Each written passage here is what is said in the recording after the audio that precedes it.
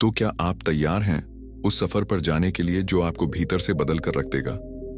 एक सफर जो यह सिखाएगा कि असली सफलता वो नहीं जो दुनिया देखती है, बल्कि वो है जो आपके भीतर महसूस होती है। आइए जूलियन मेंटल की कहानी से जुड़ते हैं, एक ऐसी कहानी जो अंत तक आपके मन को बांधे रखेगी और आपके जीवन को नया अर्थ देने का प्रयास करेगी। क्या आपने कभी सोचा है कि अगर आपके पास दुनिया की सबसे शानदार कार हो तो क्या आप उसे बेचने का निर्णय ले सकते हैं? और अगर आपके पास दुनिया की सारी भौतिक संपत्ति हो तो क्या आप उन सबको छोड़ सकते हैं? क्या आप सोच सकते हैं कि आपने जो सपना देखा था उसे छोड़कर एक पूरी नई दिशा में चलने का साहस कर सकते हैं? अगर आपके मन में कभी ऐसा सवाल आया हो तो साधु जिसने अपनी फेरारी बेच दी की कहानी आपके लिए है। यह कहानी एक ऐसी यात्रा की है जिसमें एक व्यक्ति ने भौतिक दुनिया को छोड़कर आध्यात्मिक शांति की खोज शुरू की। इस कहानी में एक बड़ा संदेश छिपा हुआ है। यदि आप भी जीवन में कुछ बड़ा बदलाव लाने के बारे में सोच रहे हैं तो यह कहानी आपको प्रेरित कर सकती है। यह कहानी एक बेहद सफल वकील जूलियन मेंडेल की है। जूलियन अपने करियर में बहुत ही सफल था। उसने जीवन में सब कुछ पाया था, एक शानदार घर, महंगी कार, बैंक बैलेंस, नाम और प्रसिद्धि। उसकी फेरारी जैसी कार ने उसे न केवल समाज में प्रतिष्ठा दिलाई बल्कि उसकी पहचान को भी एक नया आयाम दिया। जूलियन का मानना था कि ये सारी चीजें ही जीवन का असली मकसद हैं, लेकिन फिर भी वह अंदर से असंतुष्ट था। वह हर दिन दौलत और सफलता की एक नई सीढ़ी चढ़ने की कोशिश करता, लेकिन उसका दिल कभी भी सुकून से नहीं भरा था। जूलियन का जीवन बाहरी दृष्टि से परिपूर्ण था, लेकिन भीतर वह एक गहरे शून्य को महसूस कर रहा था। वह सोचता था, क्या यही सब कुछ है जो मुझे चाहिए था? वह जानता था कि उसने अपनी जिंदगी में बड़ी उपलब्धियां हासिल की हैं, लेकिन क्या वह सही रास्ते पर था? क्या यह सब कुछ हासिल करने के बाद भी वह खुश था? इसी ऊहापोह में जूलियन ने महसूस किया कि असल में उसे अपनी आत्मा की आवाज सुनने की जरूरत थी। उसे यह समझ में आने लगा था कि असली संतोष और खुशी भौतिक दुनिया से नहीं बल्कि एक गहरी आंतरिक यात्रा से मिल सकती है।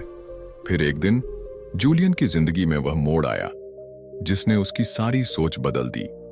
एक दिन वह अपने ऑफिस में काम कर रहा था और अचानक उसे दिल का दौरा पड़ा। यह घटना जूलियन के लिए एक चेतावनी थी।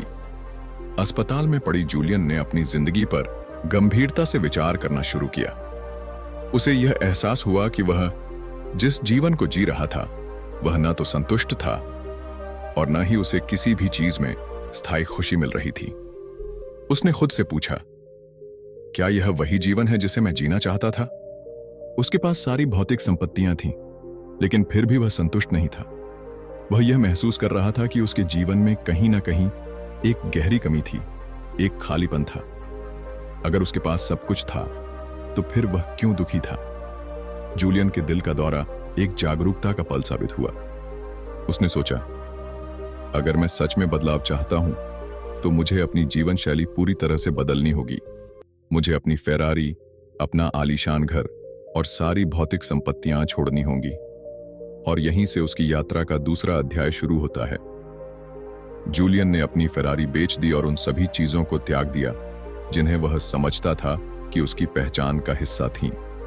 उसने सोचा कि अब उसे अपनी आत्मा की गहरी आवाज सुनने का समय आ गया है। उसने अपना सारा सामान और शहरी जीवन छोड़कर भारत जाने का निर्णय लिया ताकि वह आत्मज्ञान की खोज में जुट सके। भारत में जूलियन की यात्रा एक नए अध्याय की शुरुआत थी। उसने सोचा, भारत में शायद मुझे वह शांति और संतुलन मिल जाए जो मुझे हमेशा से चाहिए था। उसने हिमालय की तलहटी में एक साधु जीवन जीने का निर्णय लिया। भारत पहुंचकर जूलियन ने एक छोटे से आश्रम में रहना शुरू किया जहां उसे आत्मज्ञान और ध्यान की गहरी साधना का अवसर मिला। यहां उसे सच्चे ज्ञान और आंतरिक शांति की यात्रा पर जाने का मौका मिला। आश्रम में उसकी मुलाकात एक महान गुरु से हुई जिन्होंने जीवन का असली अर्थ उसे समझाया। गुरु ने जूलियन को यह सिखाया कि असली शांति भौतिक वस्तुओं से नहीं बल्कि अपने भीतर की शांति से आती है। गुरु ने उसे यह भी बताया कि जीवन का असली उद्देश्य आत्मनिर्माण और आंतरिक संतुलन है जो हमें किसी बाहरी चीज से नहीं मिलता। गुरु ने जूलियन को ध्यान, साधना और आत्मचिंतन के माध्यम से अपने भीतर की गहराइयों को समझने की प्रेरणा दी। जूलियन ने ध्यान और साधना की प्रक्रिया शुरू की और धीरे धीरे उसे यह एहसास हुआ कि बाहरी दुनिया से परे भी एक गहरी शांति है जिसे केवल आत्मज्ञान से प्राप्त किया जा सकता है। एक दिन जूलियन ने अपने गुरु से पूछा, गुरुजी, मुझे दुनिया को छोड़कर साधु बनने का विचार आ रहा है, क्या यह सही है? गुरु ने जवाब दिया, दुनिया से भागना नहीं है, दुनिया को समझना है। असली ताकत तब है जब तुम अपने भीतर की शक्ति को पहचानते हो। जब तुम आंतरिक शांति को प्राप्त करते हो तो तुम्हारी बाहरी दुनिया भी शांत हो जाती है। जूलियन को यह बात समझ में आई। वह जान गया कि साधु बनने का मतलब यह नहीं है कि उसे दुनिया से पूरी तरह से भागना है, बल्कि इसका मतलब यह था कि उसे अपनी आंतरिक दुनिया को समझना था और उस पर पूरी तरह से नियंत्रण पाना था। धीरे धीरे जूलियन को यह समझ में आने लगा कि वह जो जीवन जी रहा था वह असल में उसकी आत्मा के लिए नहीं था। उसके पास सभी भौतिक चीजें थीं, लेकिन उसका मन और आत्मा शांत नहीं थे। अब वह जान चुका था कि सच्ची खुशी और संतुष्टि तभी मिलती है जब हम अपने भीतर की शांति और संतुलन को पहचानते हैं। जूलियन ने यह महसूस किया कि जीवन का असली उद्देश्य आत्मनिर्माण, आत्मज्ञान और आंतरिक संतुलन है। भौतिक सुखों से अधिक महत्वपूर्ण यह था कि वह अपने भीतर की शांति को प्राप्त करता। इस समझ के साथ उसने ध्यान, योग और साधना में पूरी तरह से डूबकर अपने जीवन को एक नए रास्ते पर मोड़ दिया। काफी समय तक भारत में रहकर जूलियन ने अपनी आत्म यात्रा को पूरी तरह से आत्मसात किया। अब वह एक नया व्यक्ति बन चुका था। जब वह अमेरिका लौटता है तो उसके भीतर एक अद्भुत बदलाव आया था। अब वह पहले जैसा नहीं था। उसकी सोच, उसकी दृष्टि और उसका जीवन अब एक पूरी नई दिशा में था। वह अब बाहरी दुनिया के भौतिक सुखों को अपनी पहचान नहीं मानता था। वह अब एक नए उद्देश्य के साथ जीने लगा। उसका उद्देश्य था दूसरों को यह समझाना कि असली सुख भौतिक चीजों में नहीं, बल्कि आंतरिक शांति और आत्मज्ञान में है। वह अब दूसरों को बताने लगा कि कैसे उन्होंने अपनी जिंदगी में शांति, संतुलन और आंतरिक शक्ति प्राप्त की थी। साधु जिसने अपनी फेरारी बेच दी कि यह कहानी हमें यह सिखाती है कि भौतिक सुखों के बावजूद अगर हम अपनी आंतरिक शांति और संतुलन को खो देते हैं तो हमारी जिंदगी अधूरी रहती है। जूलियन मेंडेल की तरह हम सभी को यह समझना चाहिए कि असली सुख भीतर से आता है।